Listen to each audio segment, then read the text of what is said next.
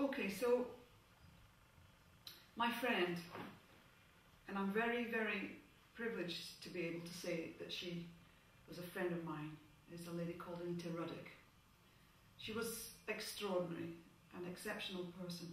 I've never met anyone like Anita in my whole life.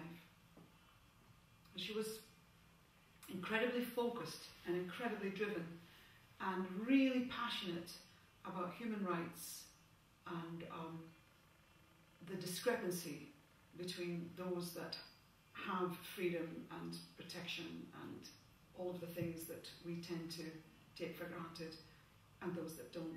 And she travelled around the globe constantly trying to make a difference to people's lives. And she came up with this statement, very simple one: I am an activist. I am an activist.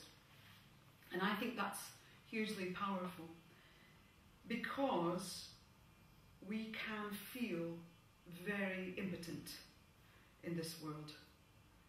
I mean, I often feel impotent, and I think I have felt impotent for years, and part of the reason why I made music was to express something about a sense of impotence and rage sometimes, and sadness and despair and disillusionment and hopelessness, and positive things, beauty and love and, you know, all of that. But now, at this point in my life, that little phrase that Anita captured, I am an activist, is very resonant for me.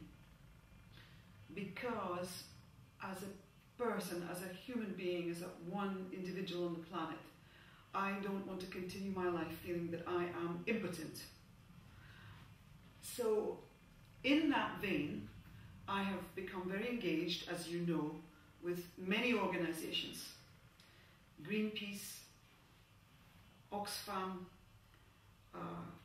Amnesty International, organisations that have to do with human rights and justice, and hopefully trying to make a difference, to make a change in the world, a positive change. They are non-governmental organisations. They have nothing to do with politicians. They do it independently, or they advocate, they lobby, so they try to make the politicians change. And in that way, I think it's a very strong thing. So Amnesty International is an organisation that I have the deepest respect for, the most profound respect, because it was first started many years ago by a man called Peter Berenson.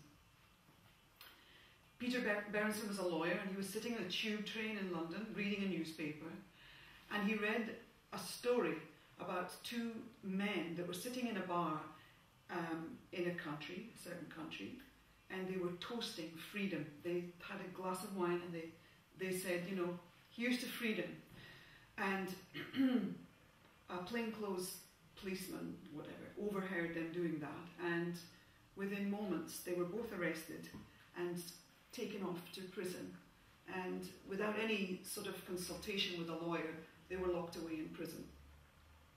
And Peter Berenson read that story, and he said that should never happen, and that he made a decision to become active and to fight for human rights, that people could not simply be taken off the streets and put into prison for years for no real reason.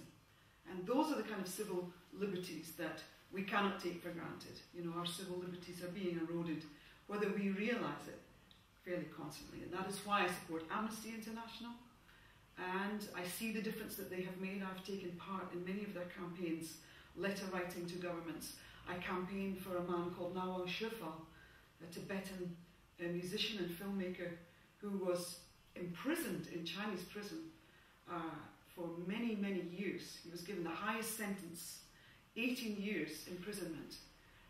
And we all managed to facilitate Nawang's release because of our activism.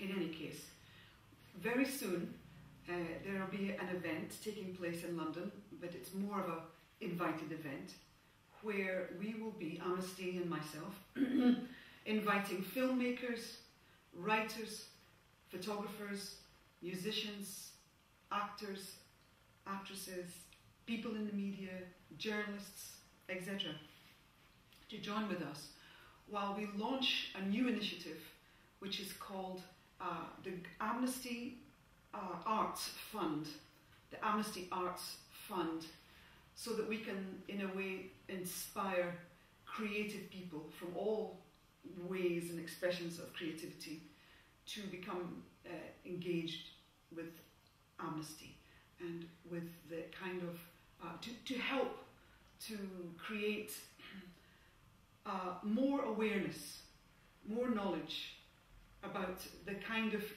human rights abuses that are taking place.